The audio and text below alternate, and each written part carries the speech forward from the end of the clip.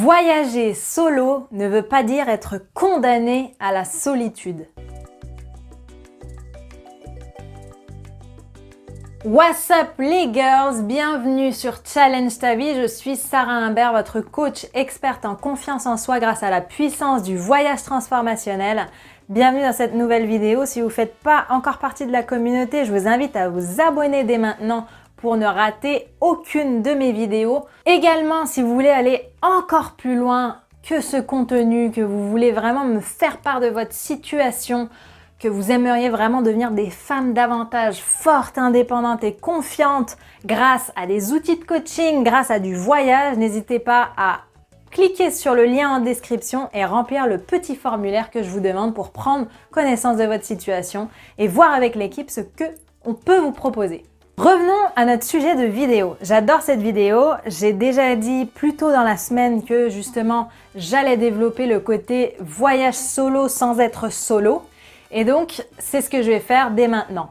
La première chose que je voudrais vous partager, c'est que voyager solo, en effet, ne veut pas dire être seul à 100% tout votre voyage. Au contraire, les filles, au contraire, vous allez attirer du monde.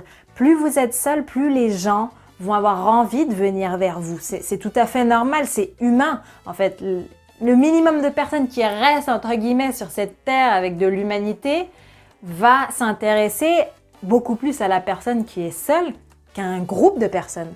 Parce qu'un groupe de personnes, voilà, psychologiquement, naturellement, on va se dire, bon bah, voilà, ils sont bien ensemble, ils s'éclatent, ils ont leur truc, j'ai aucun intérêt à aller interrompre leur bonheur, entre guillemets. Alors qu'une personne seule, on va se dire, ah bah tiens, il va y avoir une certaine curiosité, il va avoir un certain intérêt. Ah bah tiens, qu'est-ce qu'elle fait toute seule et tout, waouh, c'est impressionnant quand même d'être ici, enfin voilà, et ils vont chercher la conversation avec vous plus facilement. C'est ça le premier point, c'est que quand vous êtes seul, vous allez attirer beaucoup plus de monde à vous. Alors évidemment, quand je dis ça, je dis pas restez dans votre coin, attendez que les gens viennent à vous. Hein, je vous l'ai déjà dit dans une autre vidéo dans la semaine, qu'il va falloir aussi travailler sur votre ouverture et ne pas hésiter à aller à la rencontre des gens, à aller vous intéresser vous aussi aux gens, à développer cette curiosité et ne pas avoir peur de faire le premier pas. Vraiment, n'oubliez pas ça. Mais il faut quand même reconnaître que quand on est seul, il y a plus de chances que les gens viennent nous parler. La deuxième chose dans cette vidéo, les filles, c'est que, devinez quoi?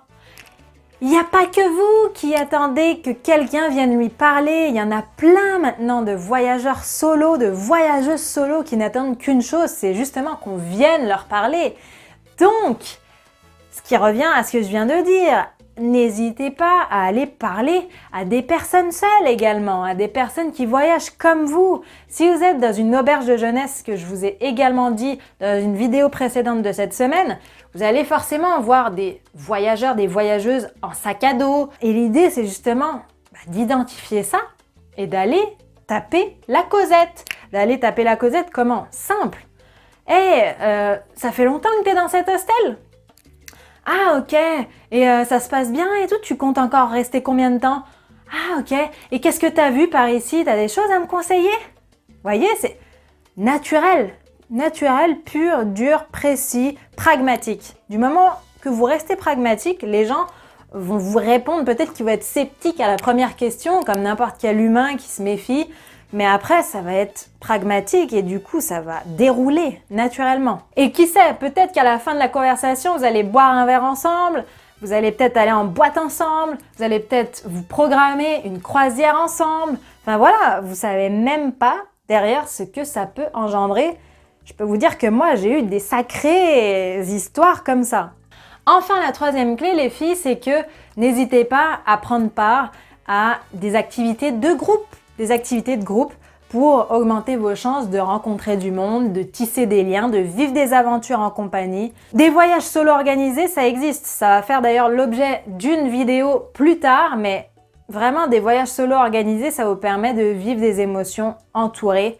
Vraiment, c'est facile de tisser du lien en voyage solo organisé parce que de un, il y a des personnes comme vous qui sont solo dans ce voyage organisé. De deux, il y a des personnes en famille qui sont là, mais qui vont tout simplement se prendre d'affection pour vous, tout simplement, parce que dans le mood d'un voyage, on est en mode positif, on est en mode partage, on est en mode rigolade. Donc le lien est beaucoup plus facile en fait. Et quand je dis faire des activités, c'est par exemple souvent dans les villes, il y a le tour gratuit de Madrid, le tour gratuit de Lisbonne. N'hésitez pas à vous renseigner là-dessus et du coup vous rendre à ce genre de tour. Parce que je vous dis, vous allez identifier des personnes qui sont seules aussi dans ce groupe-là et vous aurez plus qu'à aller leur parler et ce sera peut-être vos prochains compagnons, compagnonnes de voyage. Pour les activités, il y a aussi Airbnb, il y a également Couchsurfing, il y a Meetup.